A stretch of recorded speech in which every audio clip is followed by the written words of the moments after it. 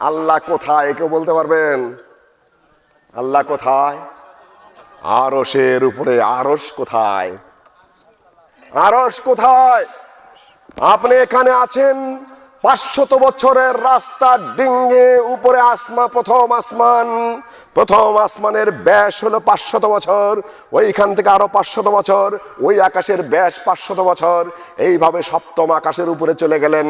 সপ্তম আকাশের উপরে রয়েছে কুরসির উপরে রয়েছে সাগর, সাগরের উপরে রয়েছে আরশ। আরশ হলো আল্লাহর সবচেয়ে বড় সৃষ্টি। সবচেয়ে বড় সৃষ্টি কোনটা? আরশ। আর সবচেয়ে উত্তম সৃষ্টি কোনটা? মানুষ। কোরআন হাদিসের দলিল আমি আর বলতে চাচ্ছি না। আল্লাহ আরশের উপরে, সবার উপরে, তার উপরে আর কেউ নেই। আর আমি আল্লাহর বান্দা যখন সালাতে দাঁড়িয়ে যাচ্ছি, সূরা ফাতিহা পাঠ করছি, বিসমিল্লাহির রহমানির রহিম, আলহামদুলিল্লাহ রাব্বিল আলামিন, আর রহমানির রহিম, মালিক ইয়াউমিদ্দিন পাঠ করে যখন শেষ পর্যায়ে চলে গেলাম, তখন আমার মনের মধ্যে একটা ভাবের উদয় হলো যে আল্লাহর জন্য কি শুধু দাঁড়িয়ে থাকাই যথেষ্ট? দাঁড়িয়ে থাকাই যথেষ্ট? আর একটু কি করতে হবে? আর একটু মাথাটা নত করতে হবে, রুকুতে চলে যেতে হবে। রুকুতে গিয়ে বলছি সুবহান রাব্বিয়াল আযীম, আমি পবিত্রতা বর্ণনা করছি আল্লাহর, যিনি হলেন বিশাল, যার চেয়ে বড় আর কেউ নেই, যার চেয়ে বিশাল কেউ নেই, যার চেয়ে সম্মানিত আর কেউ নেই। সুবহানাল্লাহ অর্থ কি জানেন? সুবহানাল্লাহ মানে হলো পবিত্রতা বর্ণনা করা। আল্লাহর কোনো দোষ নেই, আল্লাহর কোনো ত্রুটি নেই, আল্লাহর কোনো কমতি নেই, আল্লাহর বিরুদ্ধে কোনো অভিযোগ চলে না। আমার 2 চোখ অন্ধ, এটা আল্লাহর ন্যায় ফয়সালা। আমার 2 পা ল্যাংড়া, এটা আমার ন্যায় ফয়সালা। আমার নাক কাটা, এটা আল্লাহর ন্যায় ফয়সালা। আমার কিডনি নেই, এটা আল্লাহর ন্যায় ফয়সালা। কারো যৌনাঙ্গ নেই, হিজরা হয়ে গেছে, এটাও আল্লাহর ন্যায় ফয়সালা। আল্লাহর ফয়সালার বিরুদ্ধে কোনো কথা চলে না। কাউকে আল্লাহ পাক সন্তানাদি দেন নাই, এটা আল্লাহর ন্যায় ফয়সালা। কাউকে আল্লাহ পাক বহুর সন্তানাদি দিয়েছেন, এটাও আল্লাহর ন্যায় ফয়সালা। কাউকে শুধু কন্যা সন্তান দিয়েছেন, এটাও আল্লাহর ন্যায় ফয়সালা। আল্লাহর ফয়সালার বিরুদ্ধে কোনো অভিযোগ চলে না। এটার নামই হলো সুবহানাল্লাহর অর্থ। আল্লাহর বিরুদ্ধে কোনো অভিযোগ চলবে না, সকল কিছুতেই তিনি প্রশংসিত। সম্মানিত উপস্থিতি, তারপরে আপনি সিজদায় চলে গেলেন। সিজদায় যাওয়ার পরে কি বলছেন? সুবহান রাব্বিয়াল আলা, আমি পবিত্রতা বর্ণনা করছি সেই আল্লাহর, যিনি সবার উপরে। আমার মাথা এখন কোথায়? সবার নিচে। আর বলছি কি? আল্লাহ সবার উপরে। আল্লাহ সবার উপরে বলছি, আর আমার মাথা এখন সবার নিচে। এই যে অবস্থাটা, এইটাই আল্লাহর কাছে সবচেয়ে বেশি প্রিয়। বুঝতে পেরেছেন? যত পারেন আল্লাহর জন্য সাজদা করবেন, যত পারেন লম্বা করে সাজদা করবেন। তাই বললে আবার ইমাম সাহেব না, ইমাম সাহেবের জন্য লম্বা করা নিষেধ আছে। আল্লাহ নবী বলেন যে আমি সালাত লম্বা করতে চাই, কিন্তু যখন আমি জানতে পারি আমার পিছনে বৃদ্ধ আছে, রোগী আছে, নারী আছে, শিশু আছে, তখন আমি তাদের কথা স্মরণ করে আমি ফরজ সালাতকে খাটো করি। কিন্তু রাত্রে যখন তাহাজ্জুদের জন্য দাঁড়িয়ে যাবেন, যত পারেন লম্বা লম্বা সাজদা করবেন। একা একা যখন সুন্নত পড়েন তখন লম্বা লম্বা সাজদা করবেন, যখন আপনি নফল পড়েন তখন আপনি লম্বা করে সাজদা করবেন। কেননা আল্লাহর কাছে সাজদার চাইতে প্রিয় আর কোনো কাজ নেই। এইটা আপনি মনে রাখবেন। সম্মানিত উপস্থিতি, মসজিদ নিয়ে আমি কথা বলছি। পৃথিবীর বুকে সবচেয়ে ভালো জায়গা কোনটা? নবী মুহাম্মদ সাল্লাল্লাহু আলাইহি ওয়াসাল্লাম কি ইহুদিরা জিজ্ঞাসা করলো, ইয়া মুহাম্মদ, হে মুহাম্মদ, সবচেয়ে উত্তম জায়গা কোনটা? আল্লাহ নবী বললেন, আমি তো ওহী ছাড়া বলতে পারছি না। আজকাল তো হুজুরেরা যা তা বলে যান, ওহী মানতে চান না। ওহী বলতে হলো আল্লাহর কালাম, ওহী বলতে হলো রাসূলের হাদিস। এটি হলো আল কোরআন, যেটি সেটি হলো আল্লাহর কথা এবং বিষয়বস্তু একই সাথে। বিষয়বস্তু এবং ভাষা আল্লাহর, এটা হলো কোরআন। আর হাদিস হলো বিষয়বস্তু আল্লাহর পক্ষ থেকে, ভাষা নবী মুহাম্মদ সাল্লাল্লাহু আলাইহি সাল্লামের। দুইটা মিলেই কি ওহী। ওহী ছাড়া শরীয়তের কথা বলা যায় না, দ্বীনের কথা বলা যায় না। আর ওহীর বিধান যখন পাওয়া যাবে তখন অন্য কারো কথা, হুজুরের কথা, পীরের কথা, তারপরে অন্য কোনো ইমামের কথা, কারো কথা মানার অবকাশ আছে?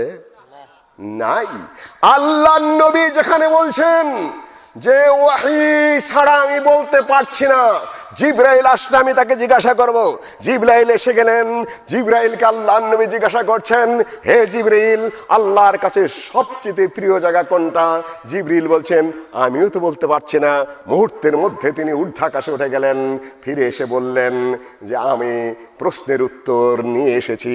আমি আল্লাহর এত কাছে চলে গিয়েছিলাম, এত কাছে চলে গিয়েছিলাম, এত কাছে চলে গিয়েছিলাম, যত কাছে আমি কোনোদিন যাইনি। কত কাছে যে 70,000 পর্দার বাইরে ছিলাম।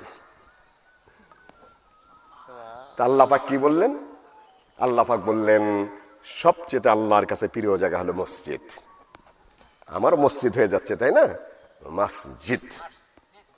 আর আপনাদের কাছে প্রিয় জায়গা কোনটা?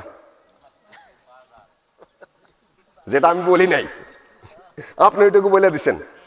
আচ্ছা, ঠিক আছে। আসলে আমাদের মধ্যে যদি ঈমান বাড়ে, আমল বাড়ে, আমি আক্রমণাত্মক কথা সাধারণত বলি না, আমি দৃষ্টি আকর্ষণ করি। 2-4 জন মানুষ যদি হেদায়েতের পথে আসে, আলহামদুলিল্লাহ। আল্লাহর নবী খায়বরের যুদ্ধে বললেন যে এই দুর্গটা তো জয় হচ্ছে না, কালকে আমি এমন এক লোকের হাতে পতাকা দেব, যার হাতে এই দুর্গ জয় হবে তাকে আল্লাহ পাক ভালোবাসেন, তিনিও আল্লাহকে ভালোবাসেন। সোহেল বুখারীর হাদিস। ওমর রাদিয়াল্লাহু তাআলা আনহু বলেন, কোনোদিন আমি কোনো দায়িত্বের লোভ করিনি, কিন্তু যখন শুনলাম যে এই লোককে আল্লাহ ভালোবাসেন এবং তিনিও আল্লাহকে ভালোবাসেন এবং দুর্গের জয় হবে, তখন আমি আল্লাহ নবীর সামান দিয়ে ঘোরাফেরা শুরু করে দিলাম, যাতে আল্লাহ নবী আমাকে এই দায়িত্বটা দেন। আল্লাহ নবী দায়িত্ব তো দিলেনই না। বলেন, জিজ্ঞাসা করেন আলী কই? বললেন যে আলীর তো চোখে খুব অসুখ, চোখে অসুখ ছিল ওনার, উনি শুয়ে আছেন, চোখের ব্যথায় তিনি বিছানায় শায়িত। উনি বললেন ডাকো। আলী চলে আসলেন। আল্লাহ নবী নিজের মুখ থেকে একটু থুতু মোবারক চোখের মধ্যে দিয়ে দিলেন, চোখ ভালো হয়ে গেল সাথে সাথে। আলী রাদিয়াল্লাহু তাআলা আনহুর হাতে আল্লাহ নবী পতাকা এবং তলোয়ার তুলে দিলেন এবং বলে দিলেন, লা ইয়াহদিয়াল্লাহু বিকা রাজুলান খায়রুল লাকা মিন হুমুরিন নাম। হে আলী, তুমি আগেই গিয়ে মারণাস্ত্র হাঁকাবে না, যুদ্ধ শুরু করবে না, মারামারি কাটাকাটি শুরু করবে না, আগে গিয়ে তুমি কালেমা লা ইলাহা ইল্লাল্লাহর দাওয়াত দেবে। যদি না শুনে তাহলে নবী মুহাম্মদ সাল্লাল্লাহু আলাইহি সাল্লামের আনুগত্য স্বীকার করে খাজনা দিবে, আর তাও যদি না করে তাহলে যুদ্ধ করবে। সরাসরি গিয়ে কিন্তু যুদ্ধে রত হইও না, কেননা তোমার দ্বারা যদি একটা মানুষে হেদায়েত হয় তাহলে আরব দেশের তৎকালীন শ্রেষ্ঠতম সম্পদ লাল উটনির চাইতেও বেশি বড় সম্পদ পাওয়া মনে করবে। কাজে একটা মানুষ হেদায়েত হয় বিরাট ব্যাপার। তাওহীদের পথে যদি আনতে পারেন, সুন্নতের পথে যদি আনতে পারেন, যদি সহি আকীদার পথে আনতে পারেন, সহি আমলের পথে আনতে পারেন, যদি নামাজি বানাইতে পারেন, বিরক্ত করার চেতে লেগে থেকে থেকে ওইটার পথ খোঁজাই উত্তম। সম্মানিত উপস্থিতি, মসজিদ পৃথিবীর বুকে সর্বপ্রথম ঘর কোনটা কে বলতে পারবেন? কোন ঘর? বিসমিল্লাহির রহমানির রহিম। ইন্না আউওয়ালা বাইতিন উদিআ লিন-নাসি লাল্লাযী বিবাক্কাতা মুবারাকা ওয়া হুদাল লিল আলামিন। পৃথিবীর বুকে সর্বপ্রথম ঘর হলো যেটা মক্কায়। সেটা কি? কাবার ঘর। কাবার ঘরের আগে পৃথিবীতে কোনো ঘর ছিল? তাহলে প্রথম ঘর কোনটা? প্রথম ঘর মসজিদ, প্রথম ঘর সাজদার জায়গা। আল্লাহ নবী যখন মদিনায় হিজরত করলেন, 13টি বছর নির্যাতিত হয়েছেন, নিষ্পেষিত হয়েছেন, অত্যাচারিত হয়েছেন।